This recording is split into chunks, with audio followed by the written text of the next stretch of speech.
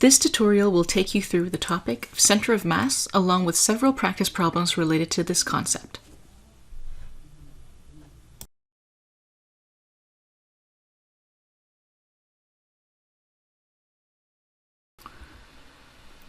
So far in physics, we've looked at individual objects and then a system of objects or a system of masses.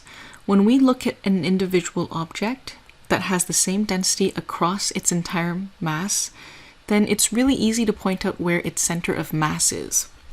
It's literally right in the center of the object, whether it be on the object or not. So let's define center of mass.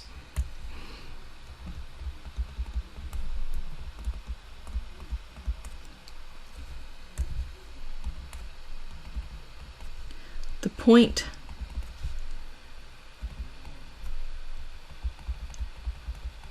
in a system of objects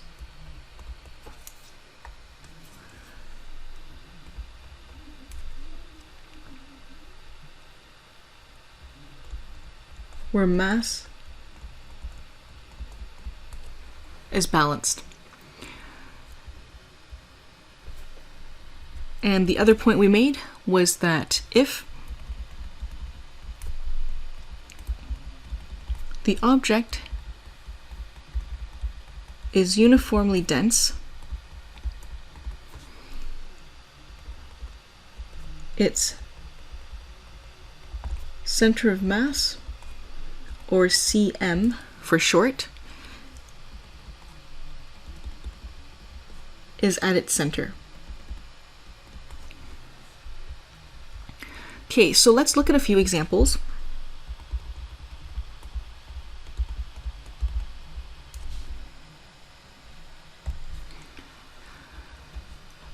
Remember, whenever you want to define a coordinate point, you need to first define where the origin point is, or basically where you're counting from.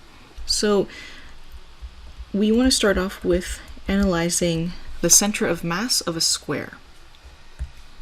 So let's first draw a square. Oop, it's kind of angled. So we have our square,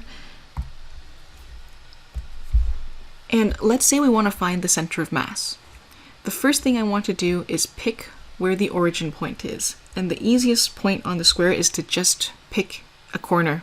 So we'll pick the bottom left corner over here, and we'll say this is the x-axis, and this is the y-axis. So we have our coordinate system. Now, the center of mass is going to be the point in this object where everything is balanced. So it's most likely in the middle. So we'll do an x, and this is what we call the center of mass CM. But where exactly is this? We do have to pinpoint its exact location, so that means we'll have to pinpoint where it is on the x-axis and where it is on the y-axis. So over here we have x cm for the x-coordinate of the center of mass,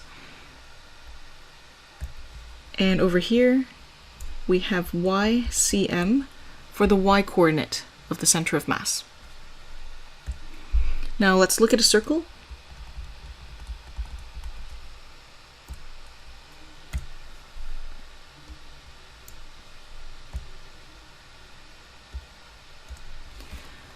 So looking at the circle, I know that the center of mass is probably going to be right in the center as well because it's uniformly distributed. So we'll call this the CM, or center of mass. Now we have to pick an origin point. So the easiest thing to do is to just pick a point off the circle. For example, here we can see that's our origin. So we'll label this as O. This is our x-axis, this is our y-axis, and therefore we have our x cm, and we have our y cm. So the coordinates of the center of mass would be xcm comma ycm. So we would write cm is at xcm ycm for our coordinates. Next, we'll look at a donut shape.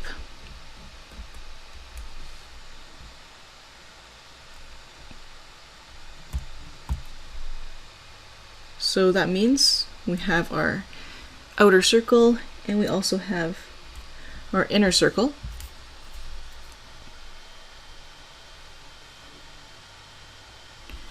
We want our coordinate or center of mass to be right in the center of this ring. So this is our CM. Once again, we have to pick our origin. So let's draw this a little bit better. Oops, took away a part of our donut.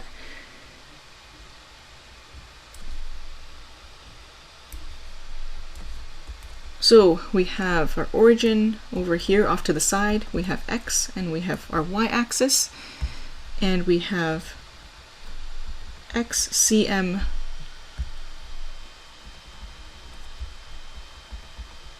and ycm. So here is a good example of how the center of mass doesn't actually have to be on the object. In this case, the center of mass is not on the object directly.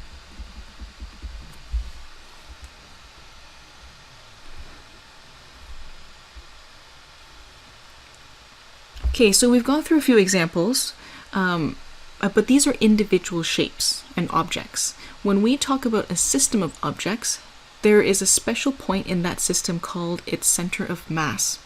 So this is a very special point because a system of objects will behave as if all of its masses were concentrated at that center of mass.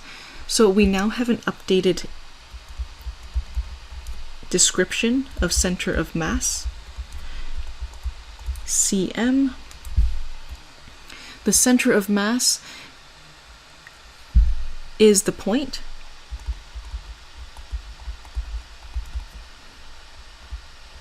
where the system can be balanced in a uniform gravitational field.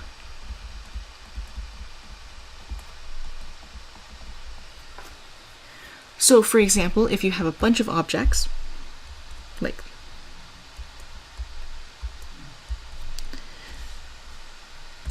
that, and let's say that it's all connected together.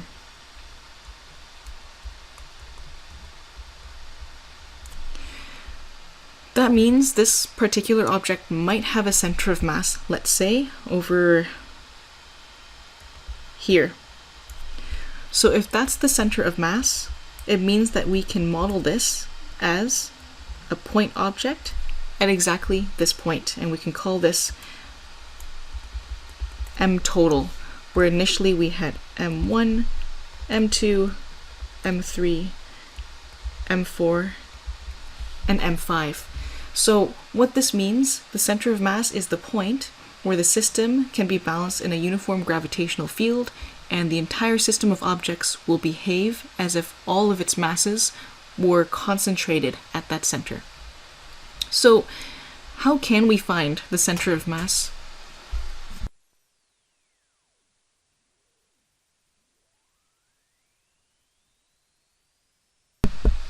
Of multiple objects?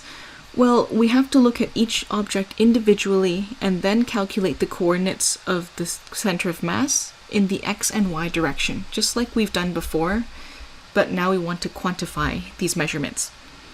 So the equations to use are as follows, where the total mass, M total, is the total mass of the entire system of objects. So we want this to be the total mass of the entire system of objects. So to calculate the center of mass, we have x cm is equal to the sum of mixi over m total. So what does this even mean?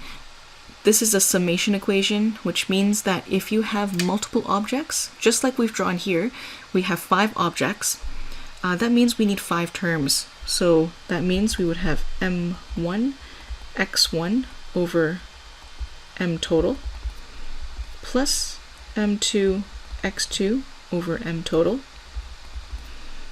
plus m3 x3 over m total, and you just keep adding this for as many masses or as many objects that you have in the system. So one of the key things here, mi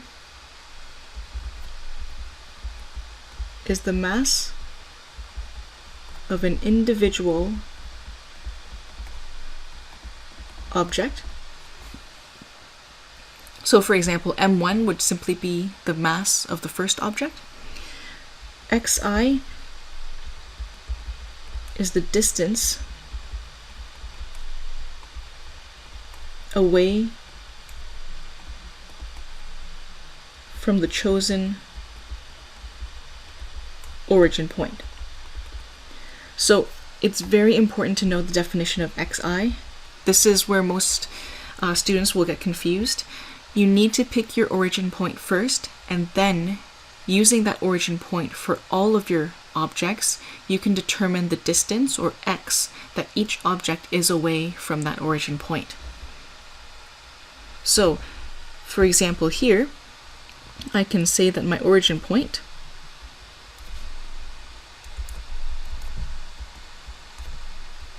is over here, which means there's going to be, so this is a distance, but we have xi and also y4, I guess, for this object because it's mass 4. So that particular fourth object is a horizontal distance of x4 away from the origin point and a vertical distance of y4 from the origin point. So therefore, we have xcm being equal to the summation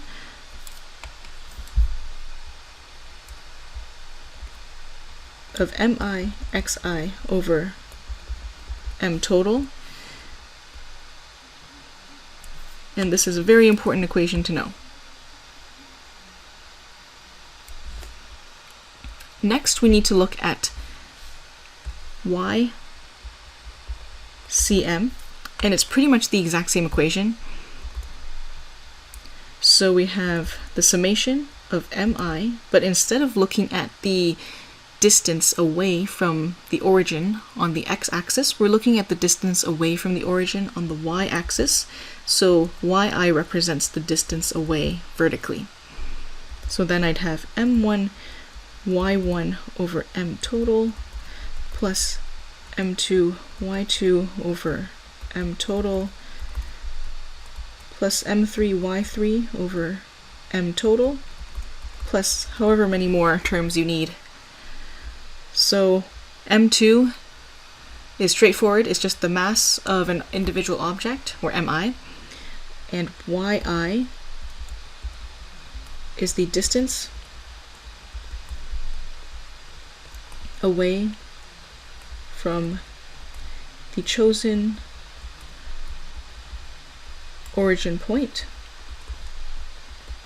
along the y-axis. So let's update our equation above as well along the x-axis.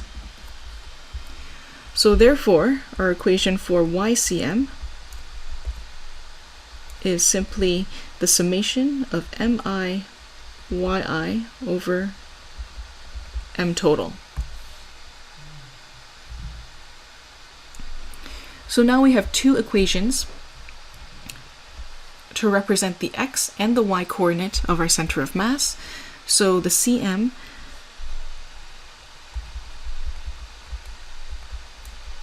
would be located at the coordinates xcm, ycm. So this would be a 2D coordinate system. If you were trying to locate something in a 3D coordinate system, your center of mass would be located at xcm, ycm, zcm. And you'd have a similar equation as above for zcm for the third dimension. But how do we use and apply these equations? Let's go through some practice problems just so that we can either solve for the coordinates or be able to solve for a specific mass if we're given the center of mass already.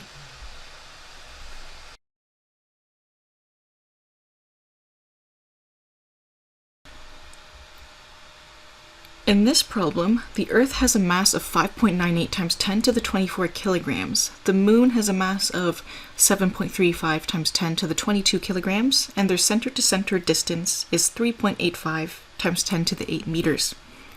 The question is asking how far from the center of the Earth is the Earth-Moon center of mass.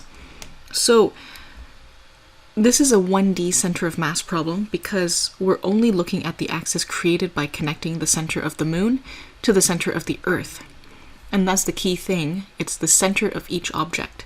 So we've already concluded that the center of mass of each individual object is right at its center. Assuming the Moon and the Earth are each spherical objects with uniform density, we should know that the center of mass for each of these individual objects is right at their core. So if we look at the Earth-Moon system together, we can calculate where xcm is by applying the equation above. So step number 1, we want to draw a diagram and state our known values.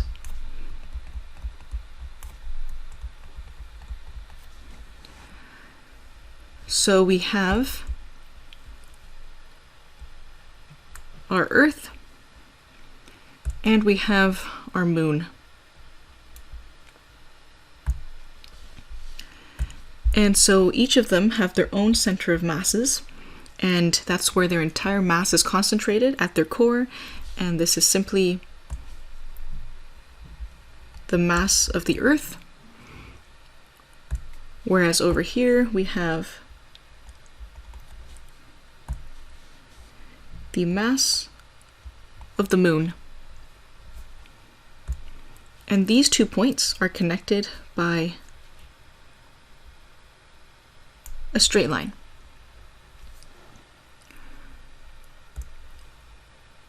So remember, we're trying to find the center of mass of the Earth-Moon system, which means we need to pick an origin point. So why don't we choose this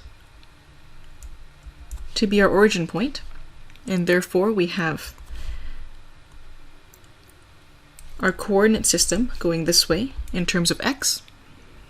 We know that this is going to be x e for the distance that the core of the Earth is at, and we know that this is xm for the distance the core of the Moon is at away from the origin.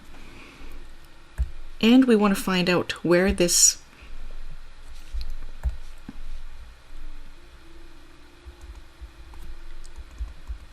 xcm might be.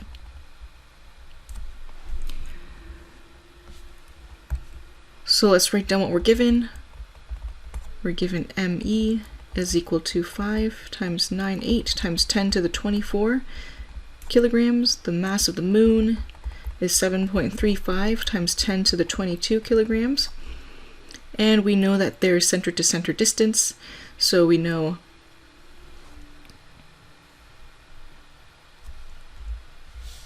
that xe. So the distance that the core of the Earth is away from the core of the Earth, which we've chosen to be the origin, is basically 0.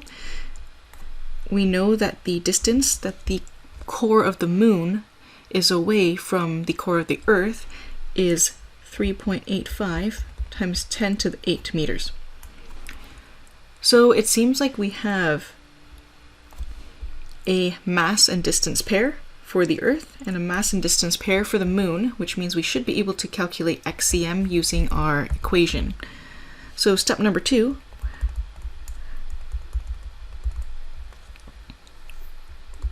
use CM equation. So there's only one axis that we need to worry about, the x-axis. So we apply the equation for xcm and our known values, and we solve. So xcm is equal to the summation of xi over m total. That would mean you have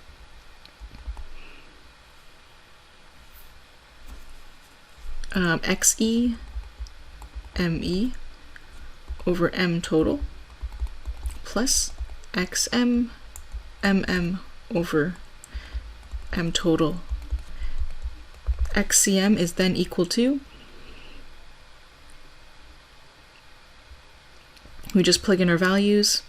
We do know that xe is 0, so this whole term can just go to 0. So we have xm mm divided by mm plus me. We plug in 3.85 times 10 to the 8 times the mass of the moon, which is 7.35 times 10 to the 22, divided by the mass of the moon, which is 7.35 times 10 to the 22, plus the mass of the Earth, 5.98 times 10 to the 24. So after you plug this into the calculator, you can find out that this is equal to 4.67 times 10 to the 6 meters. So therefore, the Earth-Moon system's center of mass is 4.67 times 10 to the 6 meters away from the center of the Earth.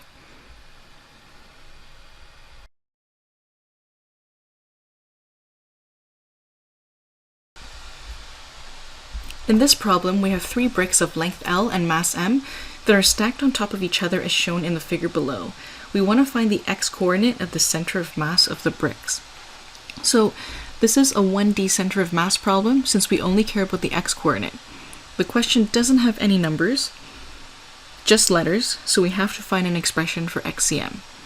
So we should probably define an origin point and then apply our xcm equation. So step number 1. We already have a diagram, so we might as well label it. We want to define the origin.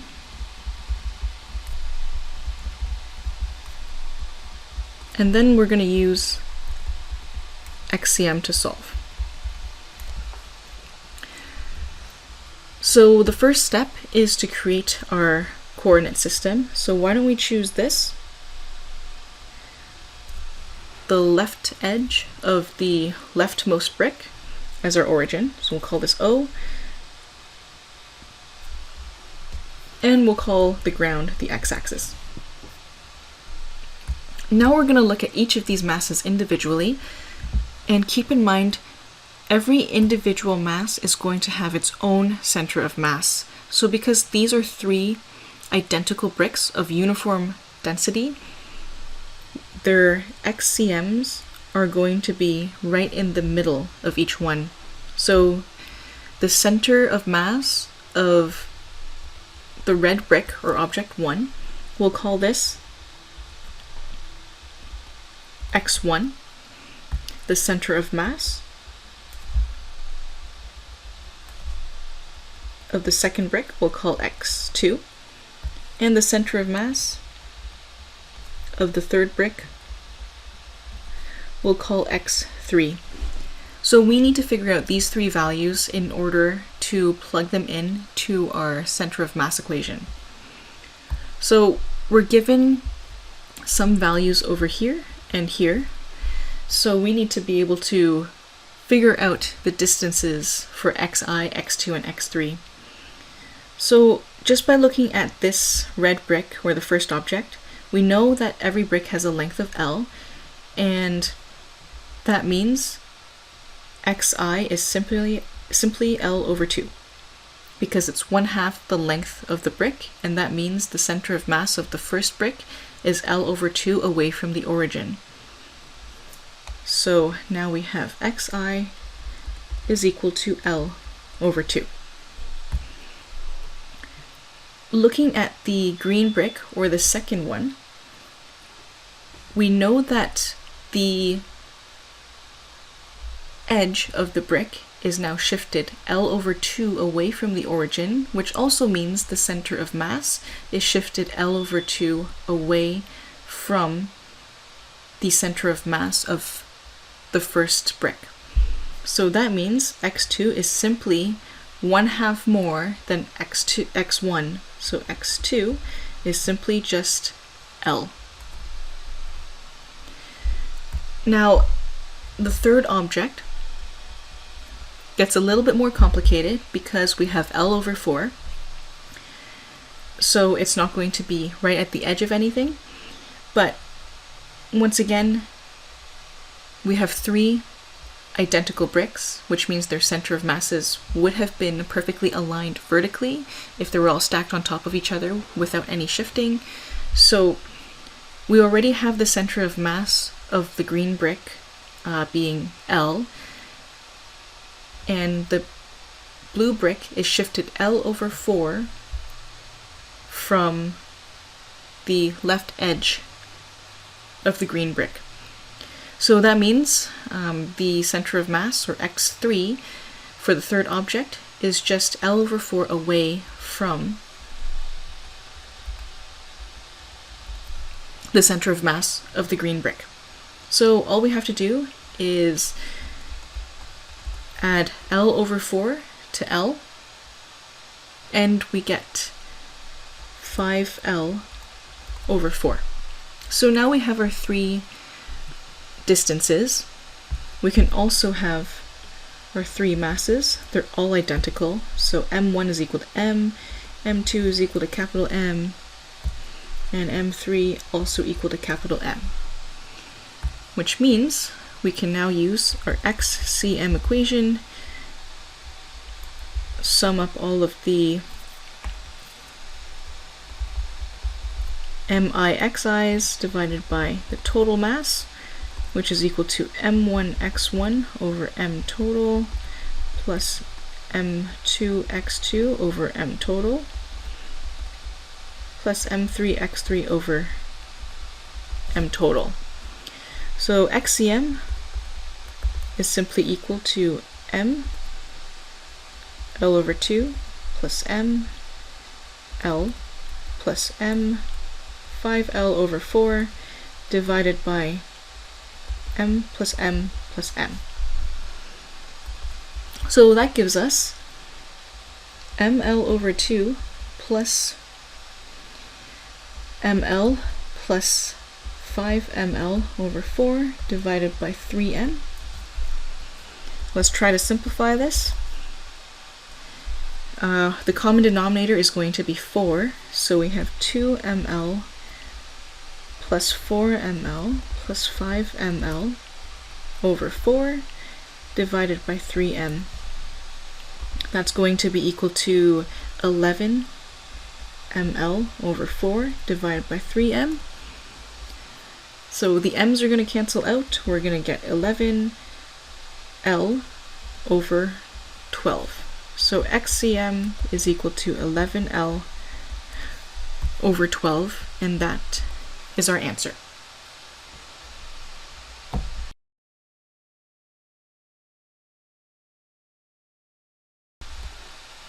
So to balance a 35.5 kilogram automobile tire and wheel, a mechanic must place a 50.2 gram lead weight 25 centimeters from the center of the wheel.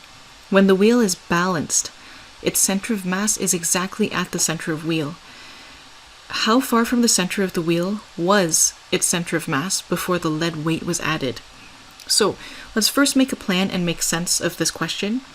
Prior to the lead weight being applied, the center of mass for the wheel of mass MW is XCM. So we're going to consider this the initial center of mass. So let's first write down what we're given. Or instead, let's say step 1. State our known values. We don't need a diagram for this one. We know that the mass, the center, the wheel has a mass of MW.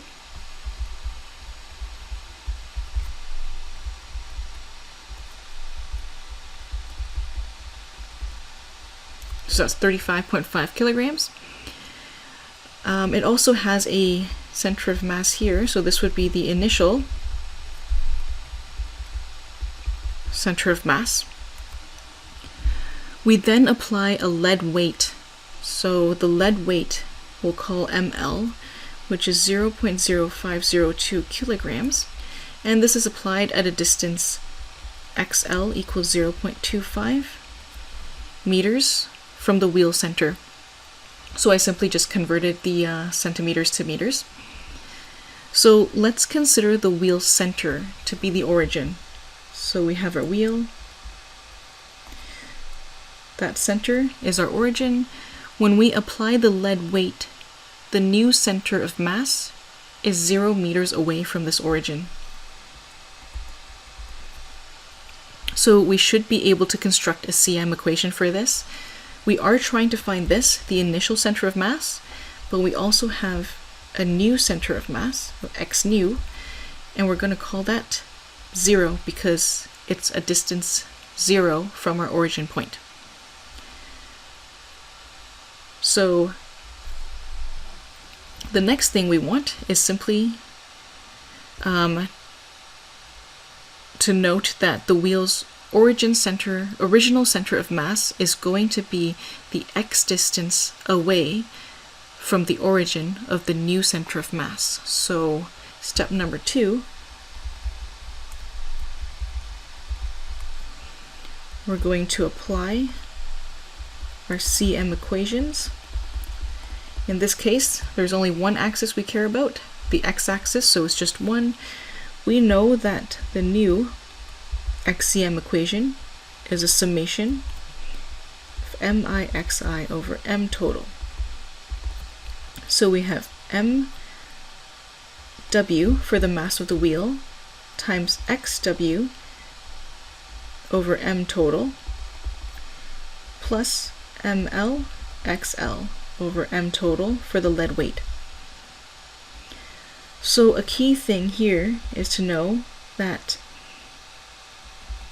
xw, which is the distance of the wheel, the distance of the center of mass of the wheel away from the new center of mass, is simply xcm, which was the initial center of mass. Now we can substitute this in. X nu is equal to mwxcm plus ml xl divided by mw plus ml. We know that the new center of mass is 0, so we have mwxcm plus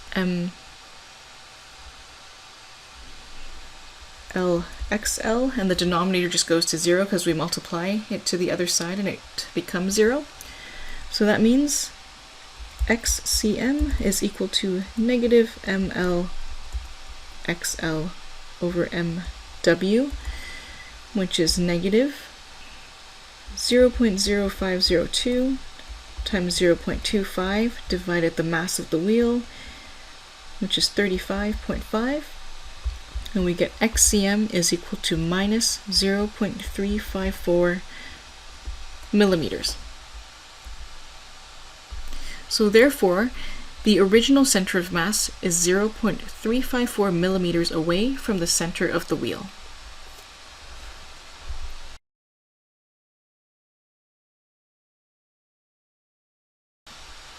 In this question, a hoop of mass m and radius r rests on a smooth level surface. The inside of the hoop has ridges on either side so that it forms a track on which a ball can roll. If a ball of mass 2m and radius r over 4 is released from the rightmost part of the hoop, the system will rock back and forth until it comes to rest with the ball at the bottom of the hoop. When the ball comes to rest, what is the x-coordinate of its center? So this question is also a 1D center of mass problem because we just want to know where the ball will rest after the rocking is done along the x-axis. And keep in mind, all of these center of mass problems are going to be 1D after you resolve them into their x and y directions. So in this case, it's way easier to define the center of the hoop as the origin, So that means the center of mass of the hoop is at the origin, a distance of 0 units away. Now we have a ball on the right. We'll have to sketch a diagram and determine what values to use in our CM equation.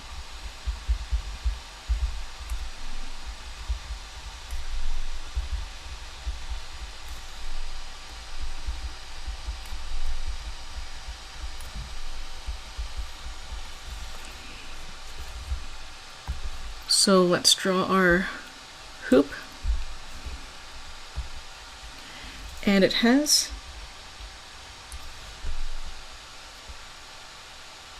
its own center of mass here, which we'll call the origin. So we'll call this O. And have this as X. We also have a circle of radius R. So over here, and we have a radius R here.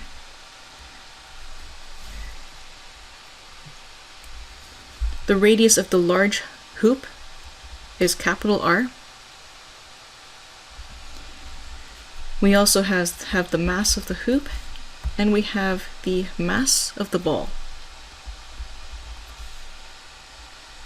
So now we have to look at where these are located away from the origin point.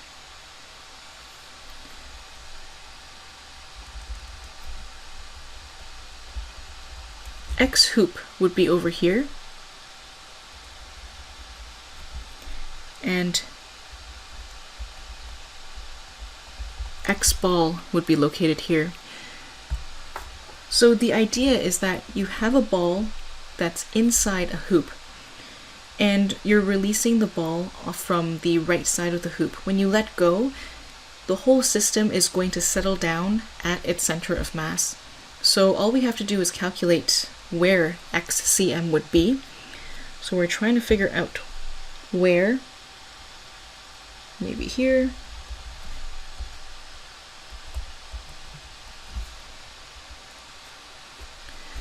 So that means we have an equation for XCM, but we need to list our givens. We know that M hoop is simply equal to capital M. We know that the mass of the ball is equal to 2 times capital M. We know that the distance that the hoop is away from the origin is 0. We know that the distance the ball is away from the origin, so this one's a little bit more tricky.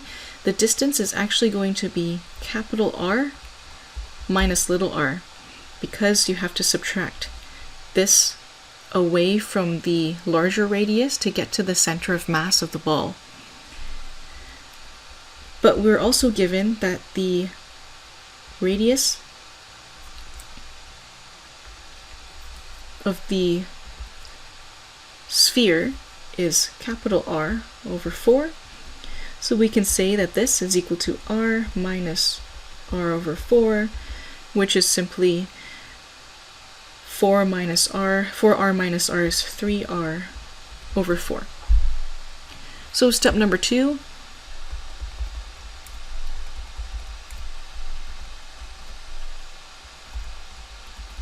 We're going to apply our CM equation and solve.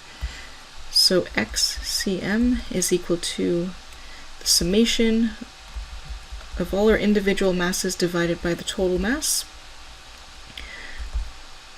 We can just factor out the total mass for now and have M total. We end up with M hoop, X hoop, plus M ball, X ball. XCM is equal to 1 over M hoop plus M ball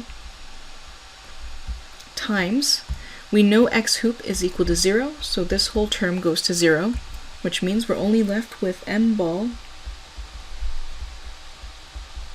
X ball. So then XCM is equal to M ball is 2m times x ball, which is 3r over 4, divided by capital M for M hoop, plus 2m for M ball. This gives us 6mr divided by 4 over 3m. The m's are going to cancel out, so we're left with 6 over 6r over 4 and 3, so that means we'll have over 12.